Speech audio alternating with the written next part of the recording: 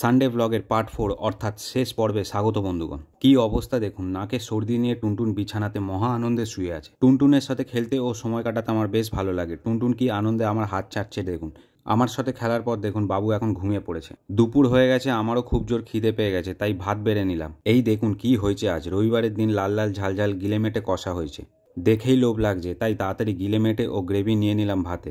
রবিবারের দিন কার কার গরম গরম ভাত ও গিলেমেটে কষা পছন্দ কমেন্টে জানান। সাথে আছে গন্ধরাজ লেবু ও শসা, আগে থেকেই কেটে রেখেছিলাম। খাবার থালাটি নিয়ে চলে এলাম নিজের ঘরে খাবো বলে। দুটি মেটে একটি গিলে ও গলা সাইডে রেখে ভাত ও গ্রেভি মাখিয়ে নিলাম। সাথে গন্ধরাজ লেবু আছে, ওইটা দিয়েও ভাত মাখিয়ে নিলাম। আর অপেক্ষা নয়, এবার নিয়ে নেবো বড় একটা বাইট। গরম গরম ভাত খেয়ে কি যে শান্তি কি বলবো। সারা সপ্তাহ কাজে সকালের ভাত খেতে হয় দুপুরে, তাই একদিন রবিবার গরম গরম ভাত পেলে মনটা খুব ভালো লাগে। যতই আমরা বাইরের খাবার খাই না কেন, বাড়ির খাবার সবসময় এক নম্বর থাকবে। আবার সেটা যদি বাঙালি খাবার হয় তো আরোই ভালো। খাবার পর টেবিলটি ভালো করে পরিষ্কার করে নিলাম। সারাদিনে একটু বিশ্রামের প্রয়োজন, তাই দুপুর একটু ঘুমিয়েও নিলাম। বিকেলবেলা হতে উঠে আমি শেভিং করতে চলে এলাম। সময় হয় না, তাই ছুটির দিন চুল দাড়ি কেটে নিই। শেভিং হওয়ার পর ভালো করে মুখটি ধুয়ে ফ্রেশ হয়ে নিলাম। এবার চুল কাটার পালা, তাই ট্রিমারটি সকালবেলায় চার্জে দিয়ে ফুল করে নিয়েছিলাম। বিগত 4-5 বছর ধরে নিজেই চুল দাড়ি কেটে আসছি, কারণ সেলুনে বিশাল প্রাইস হাই হয়ে গেছে চুল দাড়ি কাটার, তাই এই অভ্যাসটি করে নিচ্ছি।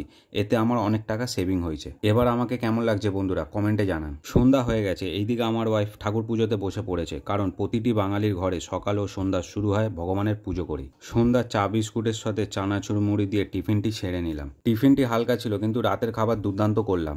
সকালের কিছু পরোটা ছিল, ভালো করে চাটুতে সেকে গরম করে নিলাম। বড় বড় দুটো পরোটা আমার জন্য যথেষ্ট। সাথে আছে সেই গিলেমেটে কষা। রাতের খাবার শেষ হওয়ার পর একটু ভিজে গামছা দিয়ে গা মুছে নিলাম। যা গরম পড়েছে, এবার শুয়ে পড়লাম। গুড নাইট বন্ধুরা, দেখা হবে পরবর্তী ব্লগে।